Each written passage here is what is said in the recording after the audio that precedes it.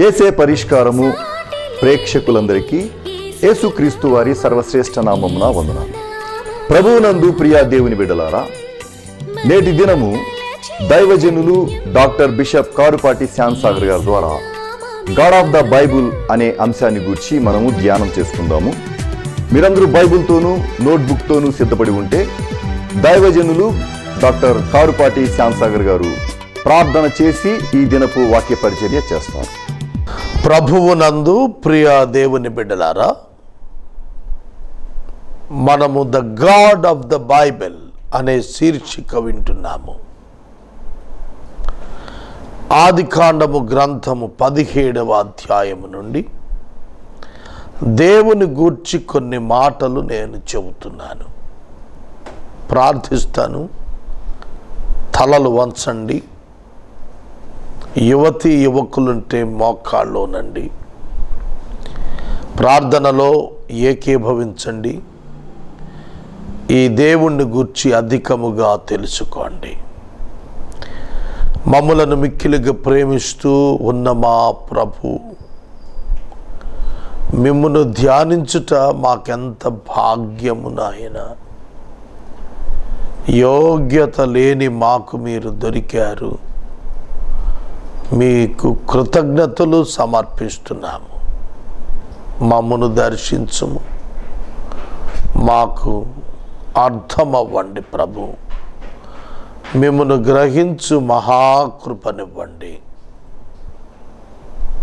దేవుడు అనగా ఎవరో ప్రజలు తెలుసుకున్నట్లు మీ దర్శనం వారికి ఇవ్వండి ప్రభు. మీ ఆత్మ ద్వారా వారికి మీ సువార్త అవగాహన ఇవ్వండి. మీ యందు ఆనందించు భాగ్యం ఇవ్వండి. యేసు నామమున ప్రార్థిస్తున్నాను తండ్రి, ఆమేన్.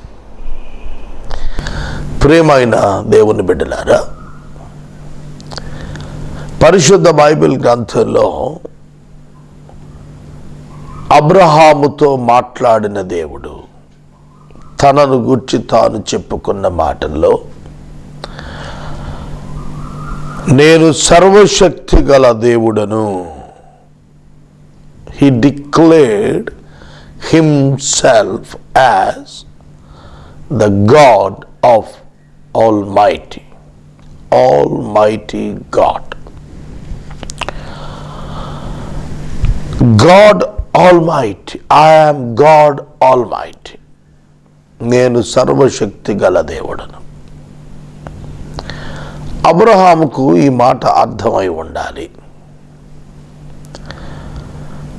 యేసుక్రీస్తు ప్రభు మార్కు సువార్తలో చెప్పారు, నాకు సర్వాధికారము అనుగ్రహించబడి ఉన్నది. సర్వశక్తి గల దేవుడు, సర్వాధికారి అయినటువంటి దేవుడు. జాగ్రత్తగా వినాలి. యేసుక్రీస్తు ప్రభువు సర్వాధికారి అయిన దేవుడు, నిరంతర స్తోత్రార్హుడు అని రోమాపత్రిక సాక్ష్యం ఇచ్చింది. సర్వశక్తి గల దేవుడు అనగా creator, coordinator, controller. Creator, coordinator and controller. ఇది మనం అర్థం చేసుకోవాలి. God is the creator of the universe, and the God is the only one coordinating the universe, and the God is the one who controls the universe. It's very important to know, understand. ఇది చాలా ప్రాముఖ్యం. మనం తెలుసుకుని అర్థం చేసుకోవాల్సింది ఉంది. Authority of God and the power of God, the strength of God must be understood. దేవుని శక్తి, దేవుని అధికారము, దేవుని యొక్క బలము మనము తెలుసుకోవాలి. దేవుడు అర్థం కాకుండా బైబిల్ అర్థం కాదు. బైబిల్ అర్థం కాకుండా దేవుడు అర్థం కాడు. ఈ స్టేట్మెంట్ నేను స్వయంగా చెబుతున్నాను, మీరు వ్రాసుకోండి. Until you understand the Bible, then only you can understand God. Until you understand the God, then only you can understand the Bible. It is mutual. It is mutual. ఈ రెండు కలిసి ఉంటాయి. ఒక నాణ్యానికి బొమ్మ బొరుసున్నట్లు దేవుని తెలుసుకోవాలని ఎవరనుకున్నా ఒకటే మార్గం Bible. There is no other way. The Bible is nothing but the word of God. దేవుని వాక్యము తప్ప దేవుడెవరో తెలియచేయదు. దేవుని వాక్యము తప్ప దేవుడు ఎవరో తెలియచేయు వారెవరు లేరు. దేవుడు తప్ప దేవుని వాక్యాన్ని గ్రహింపచేయగల వారెవరును లేరు. కావున ప్రభువు చెప్పారు, కుమారుడు బయలుపరిస్తేనే గాని తండ్రిని, తండ్రి బయలుపరిస్తేనే గాని కుమారుణ్ణి అర్థం చేసుకోలేరు, గ్రహించలేరు, తెలుసుకోలేరు. కావున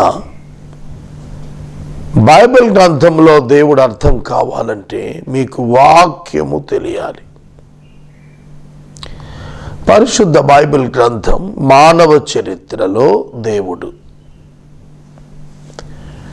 మానవ చరిత్రలో దేవుడు ప్రత్యక్షత తెలుసుకోవటమే.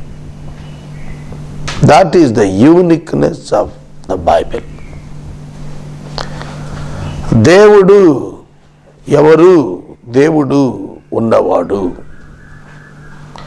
దేవుడు సృష్టికర్త, దేవుడు సృష్టి నిర్మాణకుడు, దేవుడు సృష్టి నిర్వాహకుడు, దేవుడు సృష్టి నియంత్రికుడు, సృష్టి నియంత్రికుడు. ప్రియమైన దేవుని బిడ్డలారా,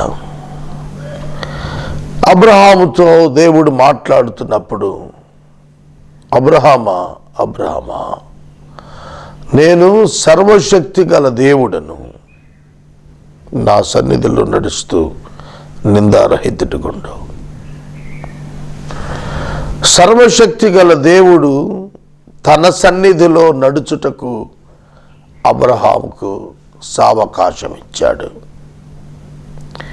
what a great God and his plan. What a great plan.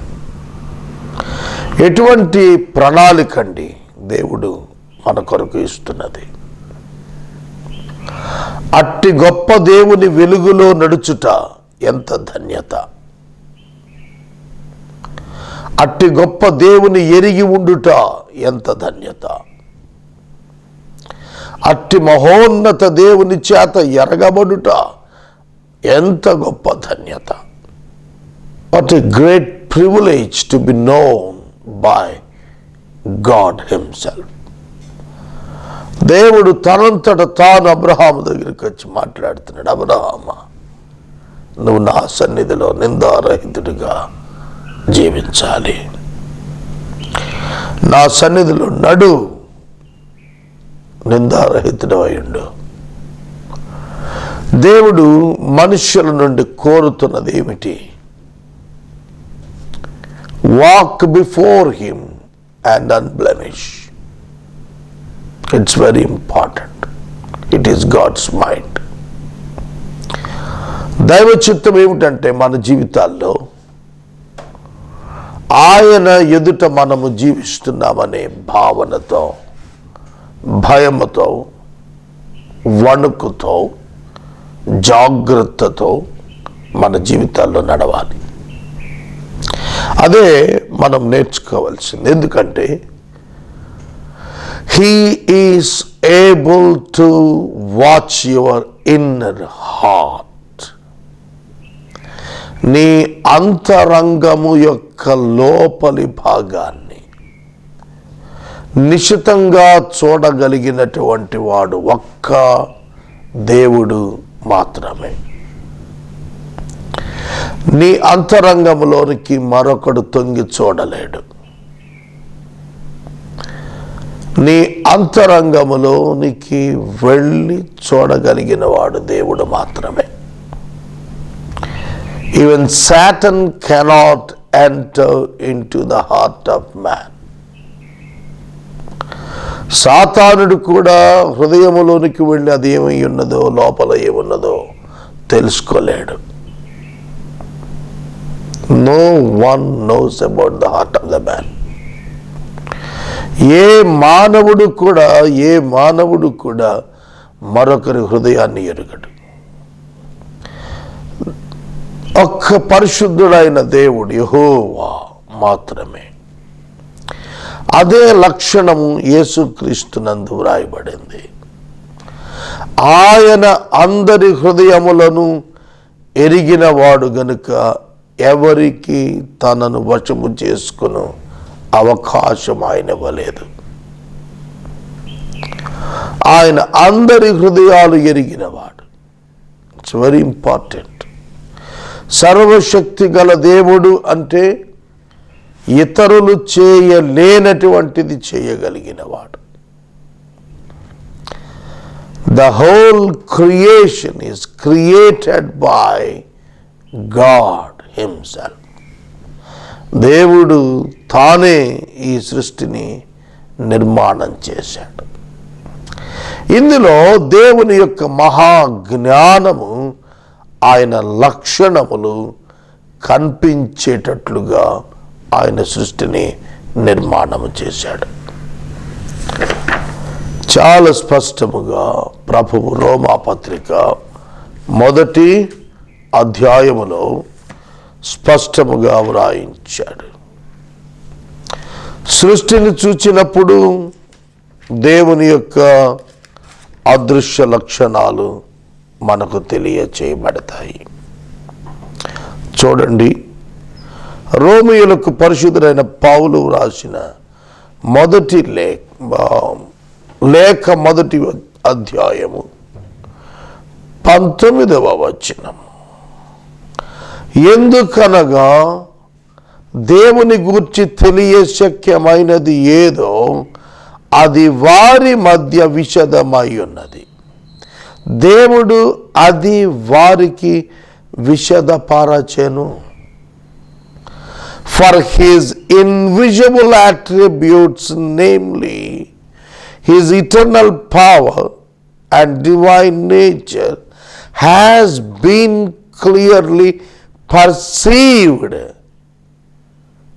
ever since the creation of the world in the things that have been made, so they are without excuse. అర్థమవుతుందా?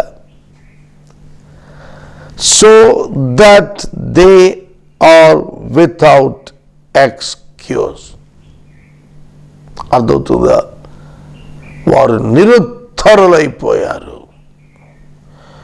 ఎవరు ఇందులోంచి ఎస్కేప్ అవ్వరు. Every one should know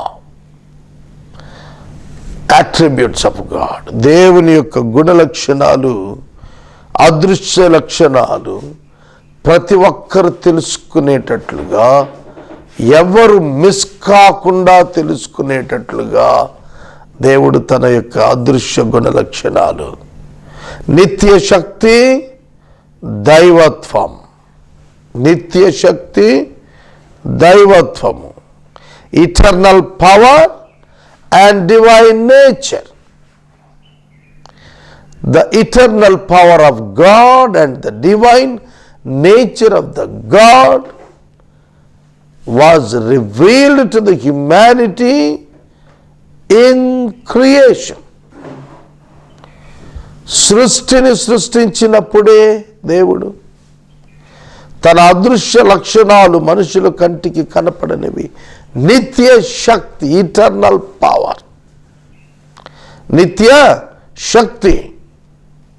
మరియు దైవ స్వభావం, దేవత్వం. జగదుత్పత్తి మొదలుకొని సృష్టించబడిన వస్తువులను ఆలోచించుట వలన తేటపడుచున్నవి. ఆలోచించుట వలన have been clearly perceived.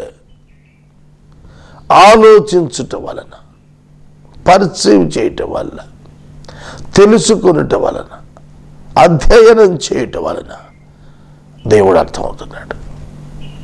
సూర్యుడిని చూడండి, చంద్రుణ్ణి చూడండి, నక్షత్రాలు చూడండి, భూమిని చూడండి, సముద్రాన్ని చూడండి, ఆకాశాన్ని చూడండి, నీటిని చూడండి, గాలిని గురించి ఆలోచించండి.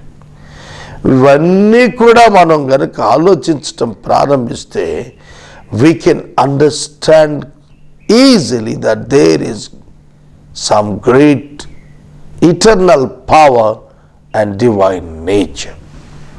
A person was behind all this creation. We can easily say that. మనం చాలా సులువుగా చెప్పగలం, ఈ సృష్టి దానంతట అది రాలా, దాని వెనుక ఒక గొప్ప సంపన్న శక్తి, గొప్ప దైవమూర్తి ఉన్నారు. కనుక తాను సృష్టికి తనను ఎరుగుటకు సృష్టిలోనే తన అద్భుత అదృశ్య లక్షణాలు ఉంచాడు. అందుకే సువార్త ఎరుగకపోయినా ప్రజలు చెబుతారు, ఒక అమోఘమైన శక్తి ఏదో ఈ యూనివర్స్ నడిపిస్తుంది అని మాట్లాడతారు. ఆ పవర్ ఏ గాడ్ అని చెబుతారు, ఆ పవర్ ఏ గాడ్ అంటారు. Everyone is able to recognize that there is God. But the question is, who is that God? The God who revealed to the humanity. పరలోకము నుండి దిగి వచ్చి మనుషులకు ప్రత్యక్షమై మనుషుల మధ్యన నివసించి పరలోకపు సంగతులను తెలియచేసి ఆయన నిత్య శక్తిని, ఆయన దైవత్వమును శరీరమున ప్రదర్శించిన ఏ నరుడైతే ఉన్నాడో ఆయనే మెస్సియా, ఆయనే యేసుక్రీస్తు. దేవుడు అనగానే మనం సాధారణ అభిప్రాయంలో నిత్య శక్తి, దైవ స్వభావం గురించి ఎవరికి వారే తమకు తోచినది మాట్లాడుతున్నారు. మంచిది. ఆ వ్యక్తి ఎవరు, అది కూడా అధ్యయనం చేయాలి. ఆ కోణంలో అధ్యయనం చేస్తే సర్వశక్తి గల దేవుడు ఎవరు అనగా, the one who revealed himself to the first man to you today. ఆదామును మొదటి మానవుని నుండి ఇప్పటి వరకు నీ వరకు కూడా ఇదిగో నేనే ఆ సర్వశక్తి గల దేవుడను, ఆ సర్వాధికారి అయిన దేవుడను, ఆ తీర్పు తీర్చు దేవుడను,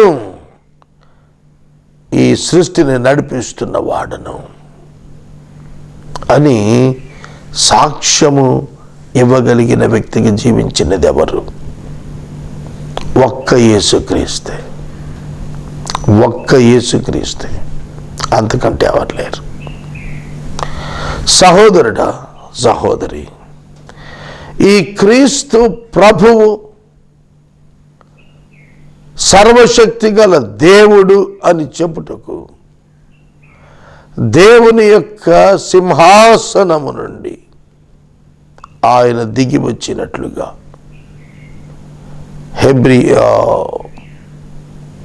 ఫిలిప్పీ పత్రిక 2వ అధ్యాయం మనకు తెలియజేస్తాం. హెబ్రీ పత్రిక 2వ అధ్యాయంలో ఆ గొప్ప దేవుడు నరావతారి అయినట్లుగా, మన నిమిత్తము నరావతారి అయినట్లుగా చెబుతున్నాడు. నర అవతారము ధరించుట ఆయన సర్వశక్తిని సూచిస్తోంది. God became human. The word became flesh. వాక్యము శరీరము ధరించాడు. He is the almighty God and he is the eternal powered personality. ప్రియమైన దేవుని బిడ్డలారా, యేసు మరణము నుండి మనుషులను విడిపించాడు. It was the sign that he is having the power. అది ఒక గొప్ప సూచన. అది గొప్ప సూచన. గ్రహిస్తున్నారా? అది గొప్ప సూచన. మరణము నుండి మనుషులను బ్రతికించుట ఆయన శక్తికి సూచన. పుట్టు గుడ్డివానికి చూపునిచ్చుట అది ఒక గొప్ప సూచన. ఎవ్వరు ఎప్పుడు చేయనిది.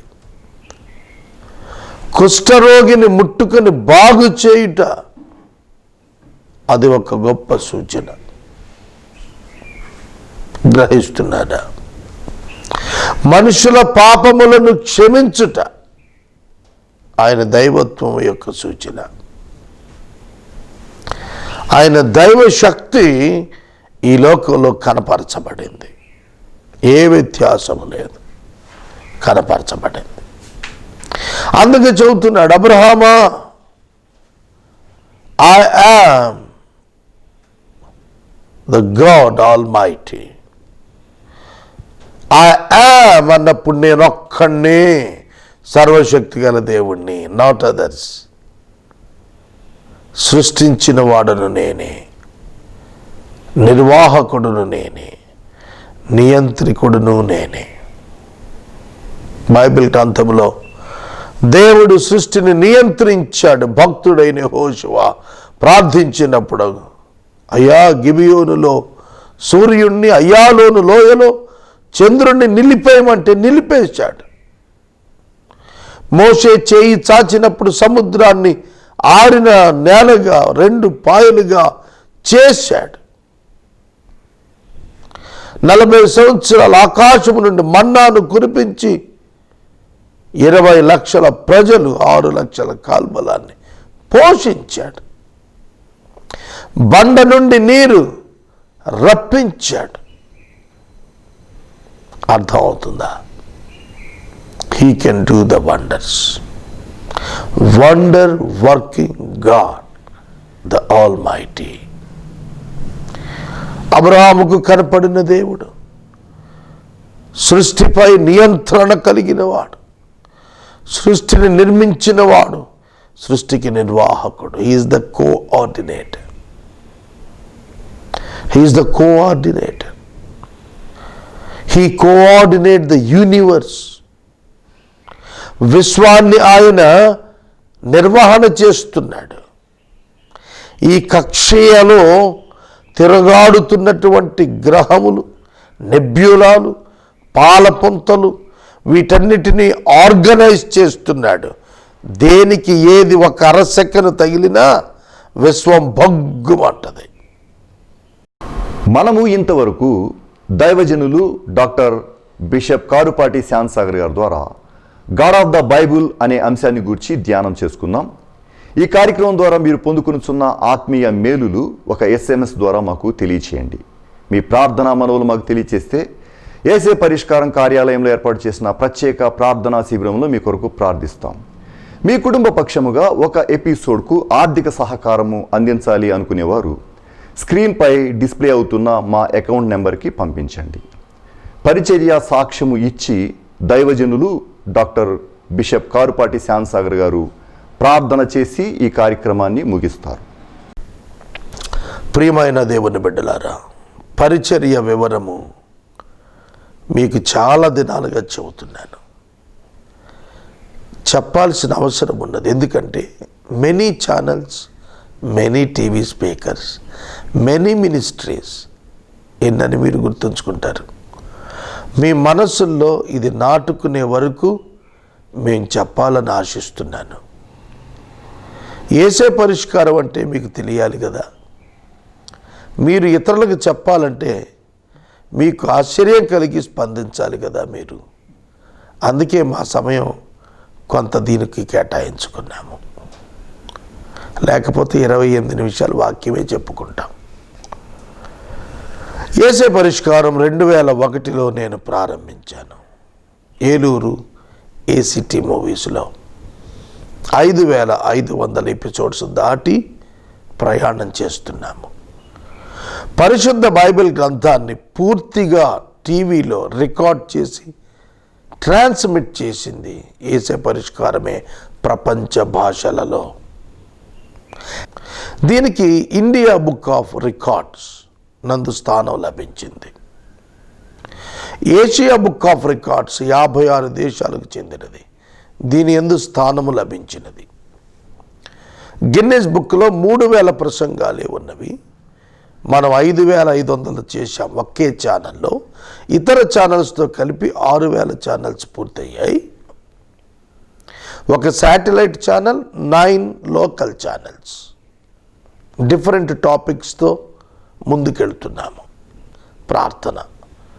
మమ్మల్ని మిక్కిలిగా ప్రేమిస్తున్న మా ప్రియ తండ్రి, మీకు వందనాలు, స్తోత్రములు.